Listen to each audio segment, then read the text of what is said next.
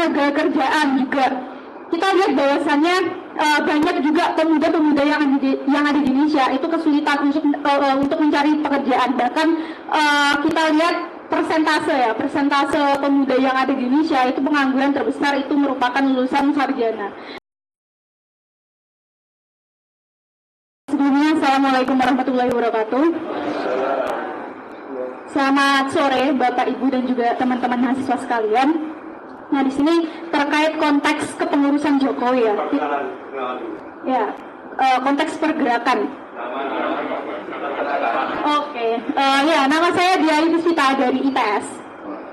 Biasa dipanggil Dia. Nah, sini saya ingin menyampaikan sepatah dua patah kata terkait pandangan saya terkait tentang kepengurusan dari Jokowi sendiri, terutama dari aspek mahasiswa dan juga pendidikan. Nah, kita tahu bahwasanya pendidikan ini merupakan salah satu aspek terpenting ya dalam memajukan bangsa Indonesia. Karena kan kita tahu bahwasanya pemuda Indonesia ini berperan sebagai iron stock ya, sebagai pemimpin masa depan bangsa Indonesia yang akan menjadi generasi pemimpin penerus bangsa Indonesia ke depannya. Nah, tetapi kita lihat bahwasanya terdapat aspek pendidikan di kepengurusannya Jokowi ini, misal dari akses pendidikan yang nggak bisa diakses oleh seluruh lapisan pemuda yang ada di Indonesia ya. Kita tahu bahwasanya ada biar orang yang tidak bisa merasakan akses pendidikan, terutama pendidikan tinggi ya, untuk pemuda-pemuda yang ada di Indonesia. Nah, ini perlu jadi concern kita juga gitu untuk memperjuangkan bahwasanya pendidikan ini merupakan salah satu aspek yang bisa dijamin oleh negara untuk bisa diakses semua kalangan gitu. Bahkan lapisan masyarakat menengah ke bawah pun juga harusnya bisa merasakan akses pendidikan setara dengan pemuda-pemuda lainnya yang ada di Indonesia. Lalu dari segi aspek ketenaga kerjaan juga kita lihat bahwasannya banyak juga pemuda-pemuda yang ada di Indonesia itu kesulitan untuk mencari pekerjaan. Bahkan kita lihat persentase pemuda yang ada di Indonesia itu pengangguran terbesar itu merupakan lulusan sarjana. Nah, itu juga perlu jadi concern kita untuk menangani masalah-masalah seperti ini gitu, agar pemuda-pemuda yang ada di Indonesia ini itu dimanfaatkan sebagai human capital yang bisa dimanfaatkan untuk memajukan negara Indonesia. Nah, ini penting juga untuk kita ya sebagai mahasiswa, sebagai bagian dari pemuda Indonesia itu juga menyoroti permasalahan-permasalahan dan juga concern terhadap kebijakan-kebijakan yang ditentukan oleh negara, terutama di dalam kepengurusan Jokowi terakhir ini.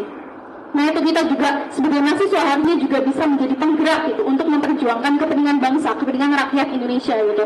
Kita sebagai pemuda itu kan juga memiliki peran sebagai agent of change dan juga social control, di mana kita juga harusnya mengubah situasi masyarakat agar kebijakan-kebijakan yang diambil oleh negara itu merupakan kebijakan-kebijakan yang berpihak kepada rakyat dan juga berpihak kepada pemuda dan juga mahasiswa.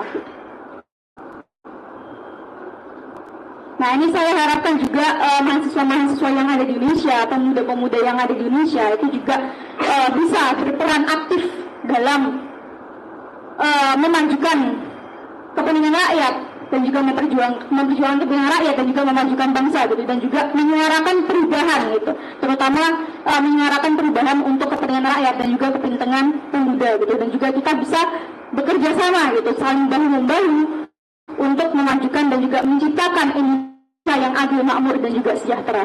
Cukup dari saya, sekian. Wassalamualaikum warahmatullahi wabarakatuh. Ya, terima kasih. Assalamualaikum warahmatullahi wabarakatuh. Yang sama-sama kita hormati para senior yang ada di depan dan juga Prof. Anil, terima kasih. Saya cukup terhormat ada di ruangan bilang pijat seperti ini. Sebelumnya, Assalamualaikum. Perkenalkan, nama saya Hendrik dari Unifomo. Saya mahasiswa semester akhir. Alhamdulillah, pada kesempatan hari ini sedikit menyampaikan apa yang sudah disampaikan kawan-kawan tadi, sedikit memberikan afirmasi saja, karena semua sudah terwakilkan sebenarnya rasa keresahan per hari ini, begitu. Namun ada satu hal yang saya ingin sampaikan, bahwasanya hari ini pemuda atau mahasiswa generasi Z atau generasi milenial hari ini paling terbanyak maupun di pemilihan, dan ini adalah satu yang paling saya sesali dan paling saya merasakan sendiri. Setiap setiap kali kita bangun gerakan, setiap kali kita bangun satu yang pengen melakukan perubahan, itu dimana kita selalu intimidasi. Ini yang hari ini terjadi gitu. Itu ada apa? Itulah terjadinya rezim hari ini yang tidak sedang baik-baik saja.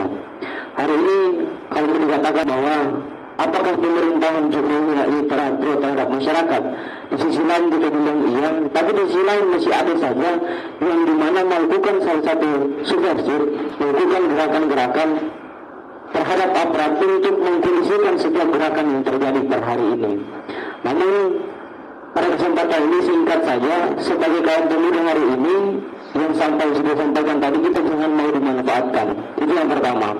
Dan yang kedua, sebenarnya ini menjadi salah satu momentum bahwa perubahan itu bukan dimulai dari bapak-bapak yang ada di sini. Dan hari ini kita merasa terkantik begitu. Kita merasa direndahkan karena seharusnya hari ini membuka gerakan-gerakan ini sebenarnya lahir dari saya, lahir dari kawan-kawan yang ada di luar sana begitu. Dan hari ini saya mau tantang kepada seluruh pemuda di Indonesia yang hadir maupun di Surabaya hari ini sebagai kota pahlawan, kita mulai melakukan gerakan-gerakan yang dimana menurut itu baik untuk bangsa dan negara itu sendiri.